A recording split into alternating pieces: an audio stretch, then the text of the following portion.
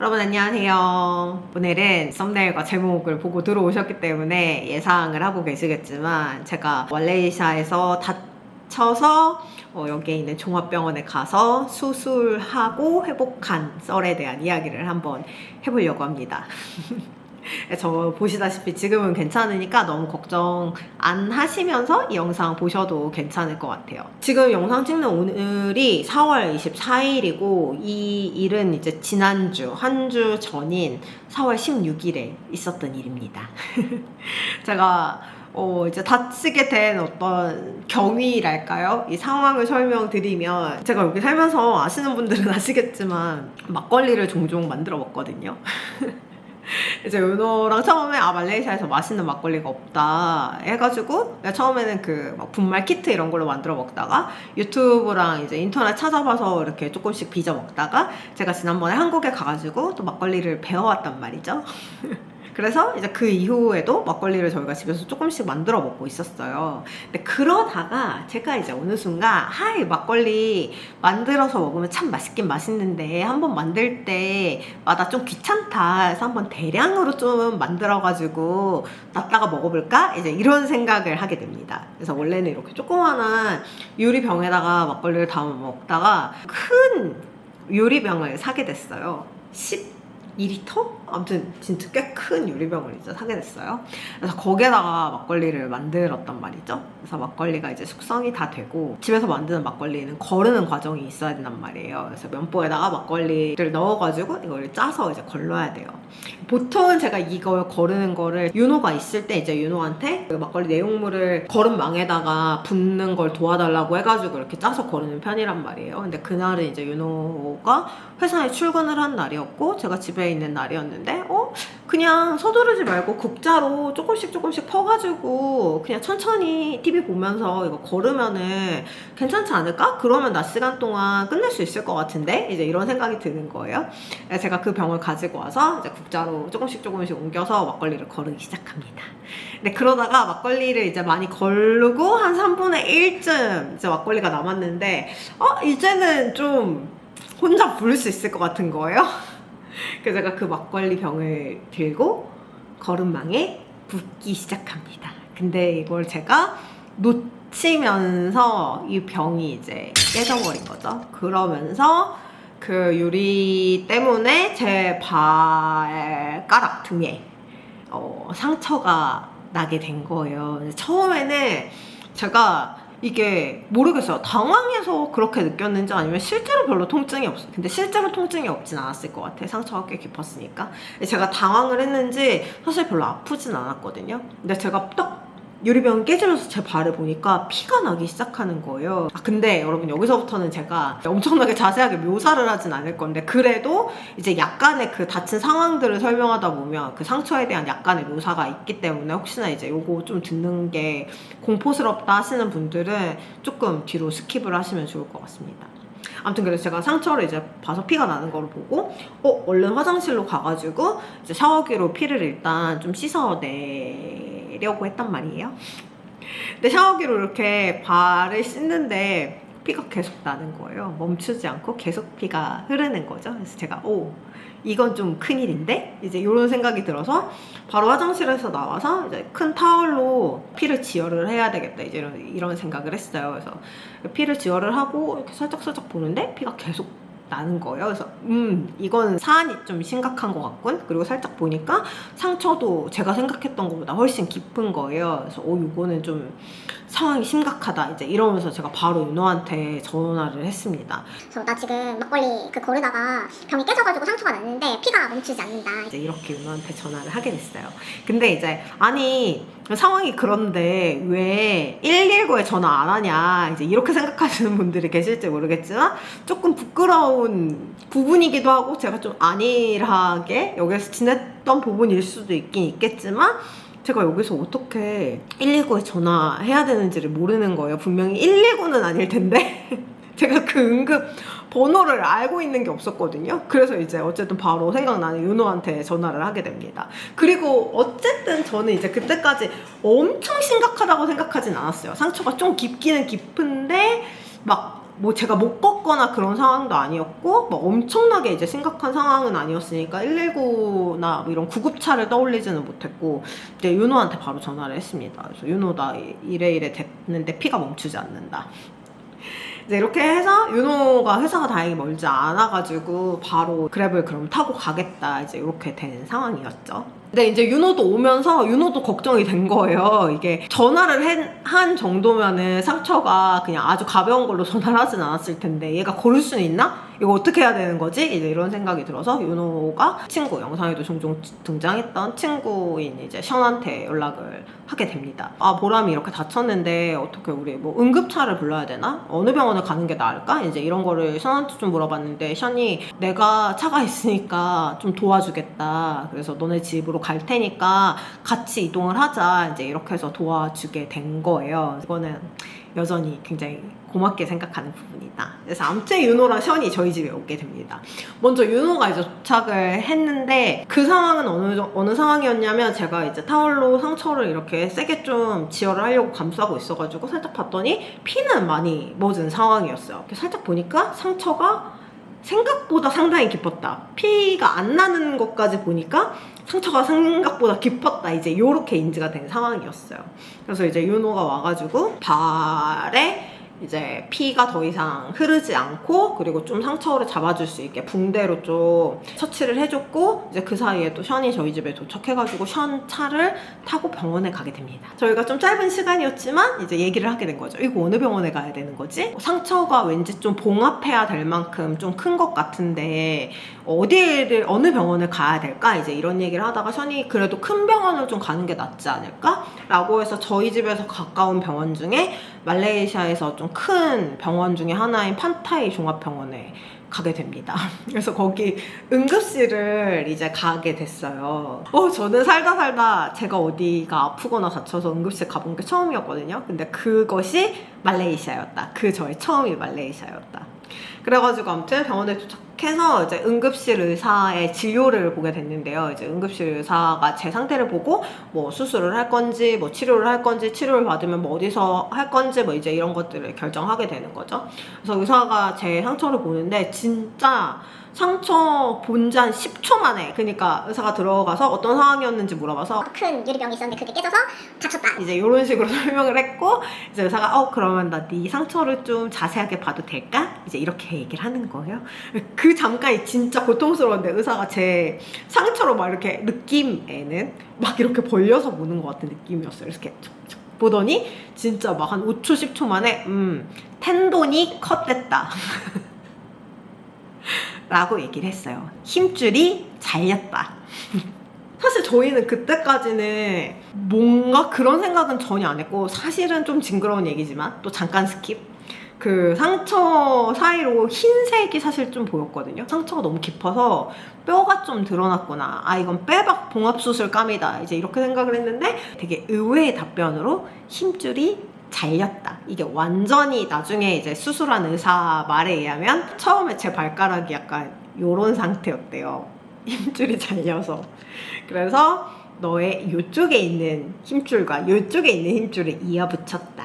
이제 요런 얘기를 하더라고요. 아무튼 텐돈이 컷됐다. 이제 이런 얘기를 의사한테 전해 듣고는 수술을 하게 됩니다. 응급수술을 하게 됩니다. 의사가 이거는 수술을 무조건 해야 되는 거다. 힘줄이 끊어졌기 때문에 이제 이렇게 진단을 해줘가지고 그 병원에서 수술을 받기로 했어요. 그때가 낮에 한 4시? 뭐 요 정도였는데 저한테 그 수면 마취하고 수술해야 되는 거라서 언제 마지막으로 식사했냐 이제 이렇게 물어보더라고요. 제가 그때 한 12시쯤에 점심을 먹었을 때여서 그쯤 점심 먹고 그 이후로는 뭐 먹지 않았다 이랬더니 그러면 의사 스케줄이나 이런 거 봐가지고 오늘 밤 아니면 내일 아침에 수술을 할 거고 수술하고 하루 정도 입원을 해야 된다. 이제 이렇게 얘기를 했습니다. 그리고는 이제 좀 있다가 큰 유리병이 발에 떨어졌다고 하니까 혹시나 뼈에 문제가 이제 있는 거 아닌지 확인차 엑스레이를 찍자고 해서 엑스레이를 찍었는데 다행히 뼈에 문제는 없고 텐돈만 컷된 상황이라고 했어요. 근데 이제 밤 9시에 수술을 받을 수 있다고 하더라고요. 그래서 그래 차라리 어차피 수술을 받을 거면 빨리 받는 게 좋겠다. 이제 이렇게 9시에 수술을 받기로 하고 저는 말레이시아에서 제 인생의 2번째 수술을 하게 됩니다. 저의 첫 번째 수술은 한국에서 이제 제가 다친 건 아니었고 자궁에 혹이 있어가지고 그걸 떼는 수술을 한국에서 한번 한 적이 있었고 제 인생의 2번째 수술을 말레이시아에서 하게 됩니다. 제가 이제 수술하고 일주일 되는 지난주 월요일에 병원을 갔는데 선생님께서는 수술 잘 된 것 같다고 이제 말씀하시더라고요. 그래서 이제 드레싱 받고 다음 주에 이제 실밥을 풀기로 했고 발은 지금 이렇게 발 뒤꿈치나 발 등으로 조금 이제 지지하면서 걸을 수는 있는 상황이에요. 물론 그렇다고 해서 막 많이 이렇게 걸어 다닐 수는 없지만 이제 이 상처에다가 붕대도 좀 감아놓고 통증도 조금 있고 해서 근데 한 이번 주부터는 통증도 이제 거의 없어서 아마 잘 아물고 있는 것 같습니다. 다음 주에 이제 별일 없이 실밥 풀고 그렇게 되지 않을까라는 생각이 듭니다. 그래서 이제 제가 어쨌든 이렇게 수술을 받으면서 말레이시아랑 한국 병원에서 좀 달랐던 점 이런 것들을 이야기해드려 보면 좋지 않을까? 이런 생각이 들었어요. 일단 첫 번째 가장 좀 달랐던 건 응급실 분위기였는데요. 제가 살면서 병원 응급실은 한 번 정도 가봤던 것 같거든요. 제가 아팠던 건 아니었고 병원에 응급실에 잠깐 가본 적이 있는데 한국 병원 응급실은 일단 되게 사고가 나거나 당장 굉장히 좀 상태가 안 좋은 사람들이 많이 있었던 것 같은데 말레이시아 병원 응급실은 약간 그냥 병원 외래 진료 대기실? 같은 좀 그런 느낌이었어요. 응급실이라고 되어 있긴 한데 일단 저랑 한 명 정도만 빼고는 외관상으로 드러나는 어떤 부상이나 뭐 이런 게 없어 보였고 다 제 발로 걸어서 응급실에 들어오는 사람들이었습니다. 그래서 그 응급실 벽에다가 뭐라고 해야 되지? 분류표 같은 게 이렇게 있었어요. 뭐 레벨 1에서 레벨 4 뭐 이런 식으로 붙어 있었는데 그 레벨 4에 재밌었던 게 약간 감기 증상 이런 것도 있더라고요. 그래서 감기 증상으로도 응급실 내원이 되나? 그러니까 새벽 시간이 아니고 그때는 낮 시간이었거든요. 근데 그런 낮 시간에 감기 증상으로도 응급실에 올 수가 있구나. 좀 이런 게 차이점이었던 것 같습니다. 그래서 병원 응급실에 굉장히 위급해 보이는 사람이 그날은 없었다. 사람이 꽤 많긴 했는데 다들 그냥 제 발로 걸어 들어와서 이렇게 핸드폰 보면서 기다리는 사람들이 대부분이었다. 그래서 한국 병원 응급실이랑은 조금 다른 느낌이었어요. 그래서 오히려 병원을 미리 예약이 없는 상태에서 종합병원에서 뭔가 검사를 받고 싶은 사람들이 그냥 응급실에 와서 진료를 볼 수 있는 건가? 약간 좀 이런 생각이 들었어요. 그래서 한국 병원이랑 좀 가장 다르게 느껴졌던 거는 응급실 분위기.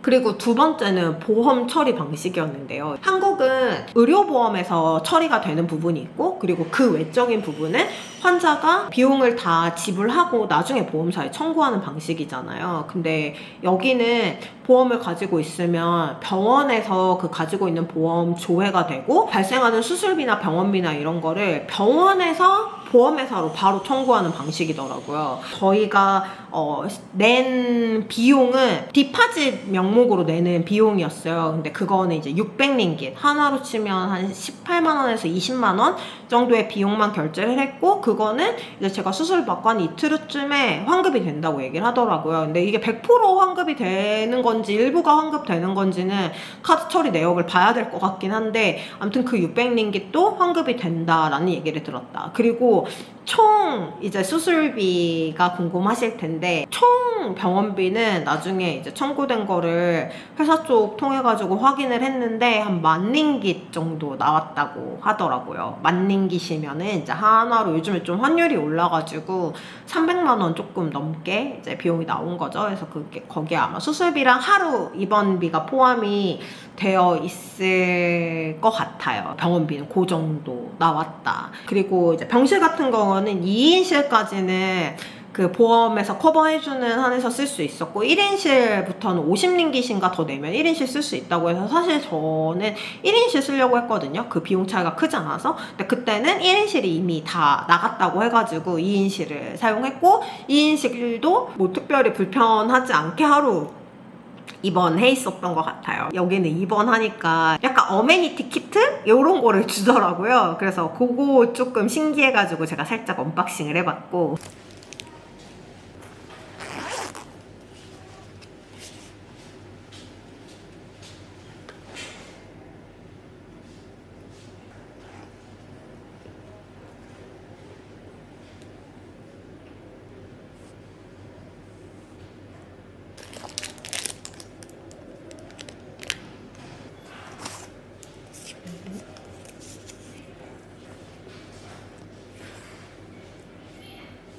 그리고 병원에서 식사는 원래 제가 그 다음날 좀 더 있었으면 아마 점심까지 먹고 나올 수 있는 거였는데 그냥 집에서 쉬고 싶어가지고 아침에 의사 선생님 진료만 보고 바로 퇴원을 했거든요. 그래서 병원에서는 아침만 먹었는데, 근데 제가 말레이시아에서 살면서 그런 소문을 들었어요. 말레이시아 병원에 입원하면 마일로가 나온다, 그런 거를 이제 풍문으로는 전해 듣고 있었거든요. 그리고 여기에 병원에 가끔 감기 걸려서 가면은 이제 모든 의사가 그러는 건 아니지만 의사들이 마일로 먹고 잘 쉬어, 이제 이렇게 얘기를 하기도 한단 말이에요. 그래서 말레이시아 사람들한테 마일로는 약간 좀 뭐라고 해야 될까, 건강하면서도 좀 에너지를 내는 어떤 그런 느낌의 포지션의 음료인가 보다. 그게 저희한테는 그냥 약간 초코맛 드링크 이렇게 별로 건강하지 않은 느낌이잖아요. 근데 아무튼 제가 그 말레이시아 병원에 입원하면 마일로가 나온다는 얘기를 이렇게 풍문으로만 전해 듣고 있었는데 제가 그 실체를 확인했다.